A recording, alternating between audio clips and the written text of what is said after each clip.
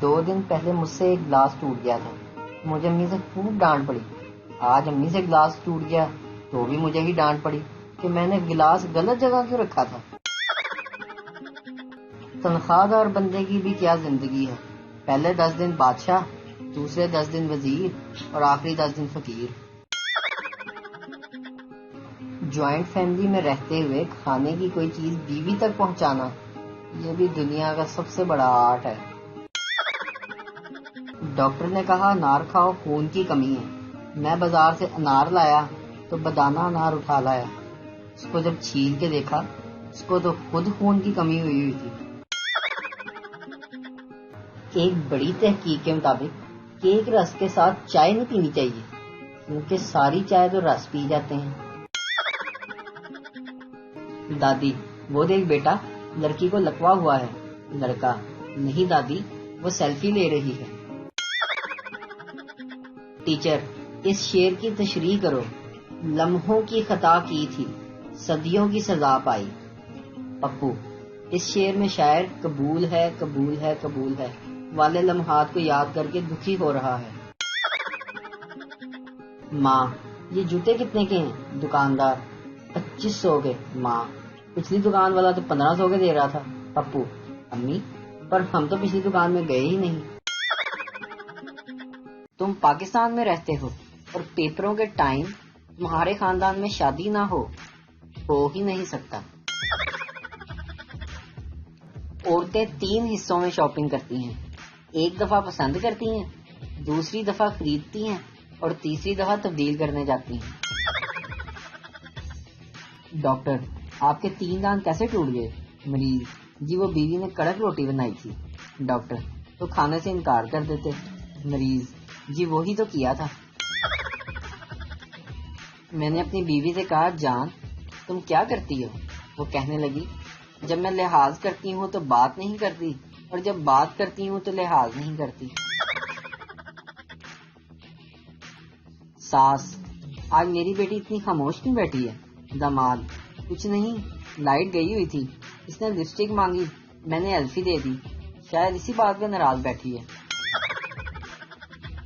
اگر عورت ڈاکیہ ہوتی تو ہر لفافہ کھلا ہوا ملتا۔ شادی شدہ لوگوں کو شادی مبارک اور کنواروں کو آزادی مبارک۔ ایک صاحب کسی کی موت پر تعزیت کے لیے گئے، موصوف نے لڑکے سے پوچھا تمہارے والد صاحب کو کیا بیماری تھی؟ لڑکے نے جواب دیا بیماری کیا، بڑھاپا خود ایک بیماری ہے۔ صاحب بولے ہاں تم ٹھیک کہتے ہو، اس موذی بیماری سے ہماری گلی کے 2-3 بچے بھی مر گئے تھے۔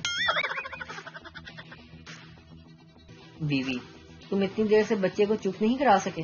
شوہر: یہ کہتا ہے کہ گدھے پر سواری کروں گا، اب یہ ضد کہاں سے پوری کروں؟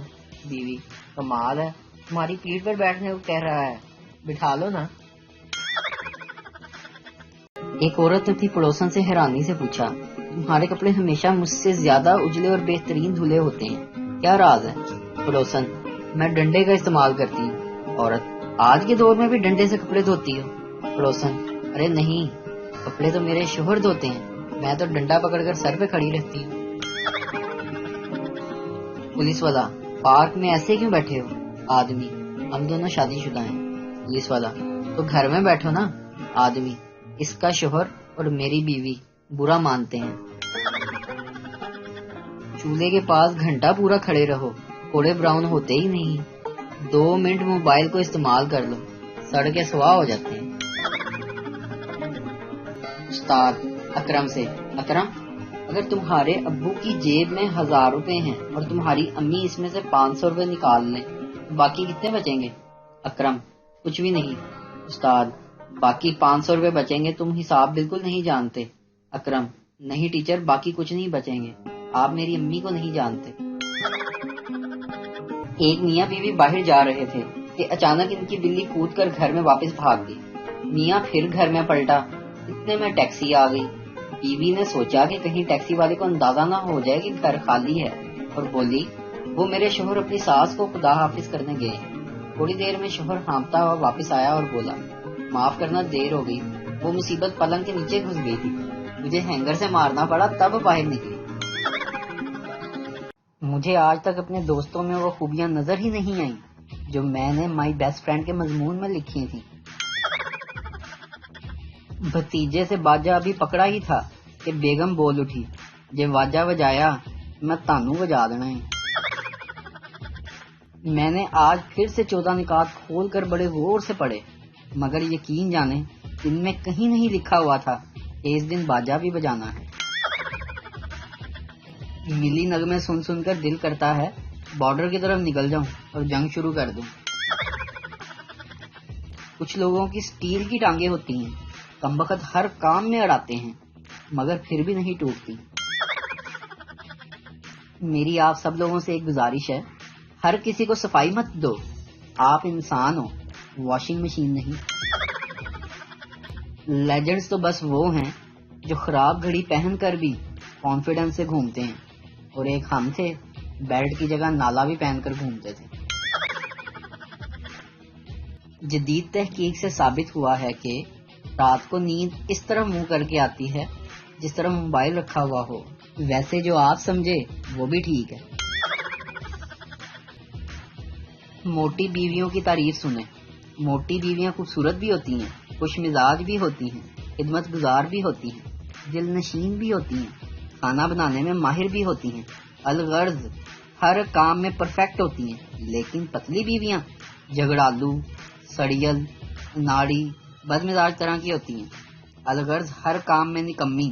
اس لیے شادی موٹی لڑکیوں سے کریں جناب۔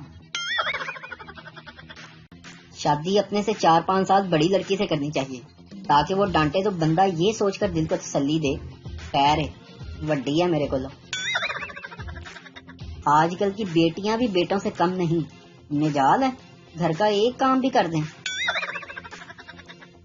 وہ زہر دے کر مارتی تو دنیا کی نظر میں آ جاتی، اندازے قتل تو دیکھو ہم سے شادی ہی کر لی۔